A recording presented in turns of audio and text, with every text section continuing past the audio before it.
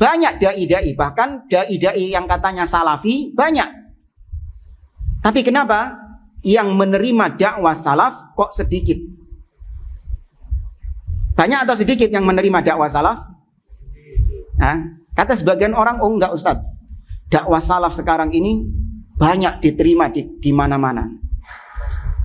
Maka kita jawab, iya, orang-orang yang menerima dakwah salaf ini mereka rata-rata hanya menerima sebagian saja dari dakwah salaf.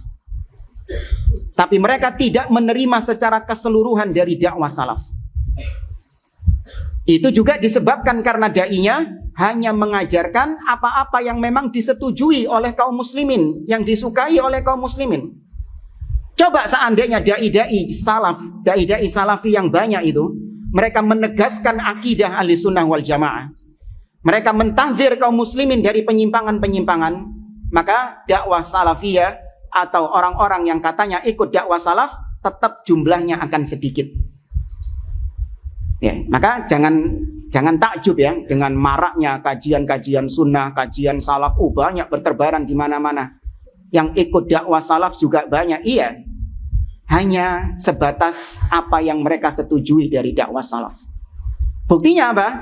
Ketika kita menegaskan poin-poin akidah dakwah salaf, banyak yang antipati, banyak yang memusuhi. Bukan dari orang luar, tapi yang memusuhi dari orang-orang dalam.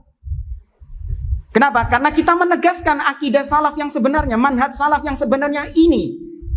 Tentang bagaimana menyikapi penguasa, tentang bagaimana takdir, tentang bagaimana menyikapi bid'ah dan ahlil bid'ah. Itu manhaj salaf yang ditegaskan oleh para ulama, dan itu yang menjadi jurang pemisah, pembeda antara dakwah salafiyah dengan firqah-firqah halikah.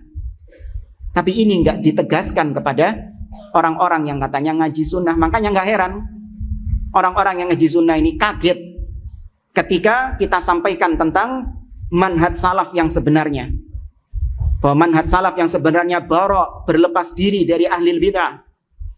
Manhaj salaf yang sebenarnya senantiasa mendengar dan taat kepada pemimpin, menahan lisan dari mengkritik, mencaci maki pemimpin kaum muslimin. Heran mereka.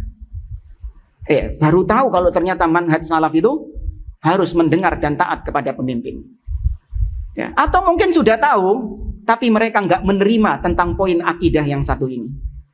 Ikut ngaji sunnah, tapi tentang masalah ini mereka tidak setuju, mereka tidak menerima, mereka nggak ridho dengan poin akidah ini. Ya, yang mereka setujui dari dakwah salaf ya hanya sebatas jenggot, ya hanya sebatas cingkrang, hanya sebatas apa misalnya, subuh nggak kunut, nggak maulidan, nggak tahlilan. Mereka hanya sebatas tahu manhaj salaf itu saja.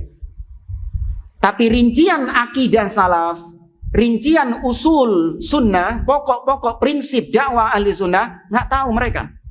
Atau tadi sudah tahu, tapi ternyata mereka tidak setuju dengan usul dakwah salafiyah.